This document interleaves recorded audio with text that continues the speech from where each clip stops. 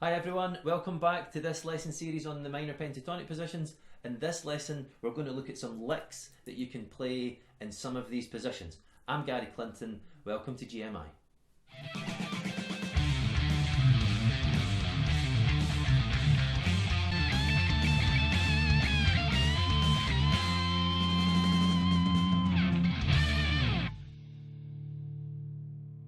Okay, so minor pentatonic positions. We've looked at the 5 positions in lesson 1. In lesson 2, we've tried to establish where all the root notes are across the fretboard.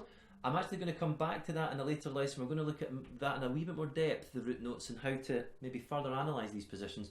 But I think probably at this point you're going to want to start to try to play some licks. This is the reason you do all this. Learn all these shapes. You want to use them creatively and you want to use them to further your own playing and to improvise.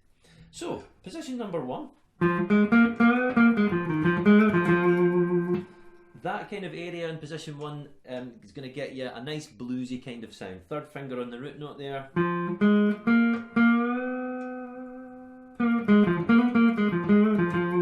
If you semitone, if you do a half bend from the 3rd fret of the G string, that's going to hit the blues note. That's a good place to start off in first position to get a little lick. Just get your fingers going over these notes. But my guess is you've probably done all that already because we're looking at the 5 positions. So if you can noodle around with first position and improvise to a backing track, which by the way you can download for free in the GMI store, you then want to think about how you can move position. So the first thing we're going to do is we're going to move into second position. So I'm going to do a minor pentatonic octave, but instead of this, I'm going to move into second position. There's my root note, and what I end up with above the root note there is another couple of notes that I can muck around with. So I've put myself into this wee box here, and hopefully there's a wee thing on the screen to show you what position I'm in on the fretboard here. So I quite often say to students that it's not a bad idea that you could sort of stress the second finger onto the 3rd fret of the G string, slide it into fret 5. If you want to slide, you don't have to slide, but you move into fret 5. This puts you in like a wee box. I've seen some of the guitar magazines call this the BB box because BB King used it quite a lot.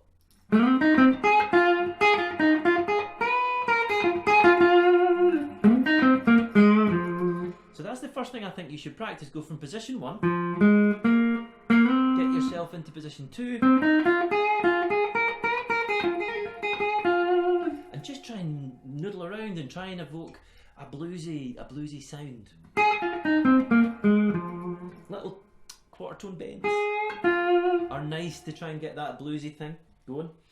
So I would suggest that you get the backing track on, sit there, noodle in first position, move into second position, noodle, and just go back and forward and try and get comfortable going back and forward. Once you're comfortable with that, what I would then suggest is to come a little bit further up the fretboard and we want to find another root note. So if we come up to fret 10, we've got an F. Now this is actually part of the 4th position. When you're running the position, if you're good with your fingerings and you keep your fingerings correct, you'll be on finger 3. But what I want you to do here is get finger 2 on it, because it puts you into another kind of similar box that we were down in the BB box. We're up here.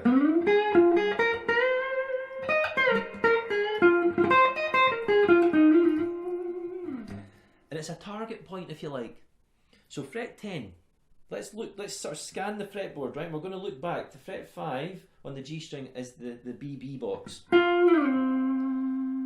we're going to use that G string to start to move ourselves around these positions. So let's say if I'm position 1, position 2, now sliding myself up to fret 10, and it's given me another little area that I can do some noodling in.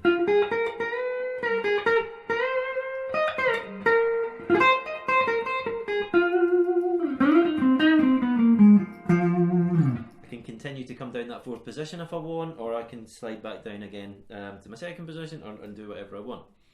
I think then quite a good thing to do is we're going to skip by position 5 and we're just going to look at position 1 again, but an octave higher than where we started.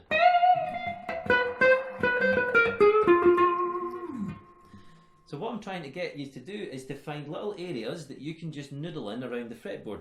And I'd suggest you get your backing track, put your backing track on, and try and do an idea in position 1, an idea in position 2, move up to position 4, do an idea, and then move up to the first position again, do an idea, and just come back down. And just keep doing that until you start to feel comfortable changing between the positions. So this would be a typical thing you might do.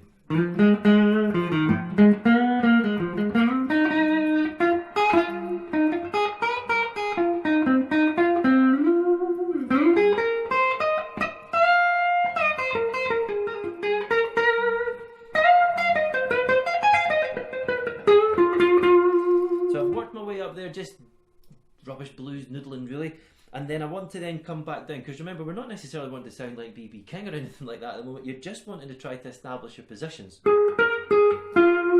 10, there's my root note.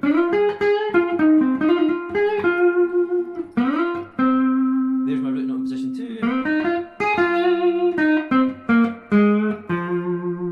And then there's my root notes back down there in position 1 again. So there's just, now there's a million different things you can do with these positions, and try to be creative with them. You can download all the notes you need from the GMI store, sit with that in front of you, that can be a good idea, and just try to navigate around the fretboard. These are just suggestions. You can go to any of the positions, look at different ways you can move around the fretboard, and just try and get some blues ideas happening. So there you go. Have a go at that, get the backing tracks on, and I hope that you can get some nice bluesy sounds with that. Thanks for watching. I'm Gary Clinton. If you've enjoyed this video, remember and subscribe to us on YouTube.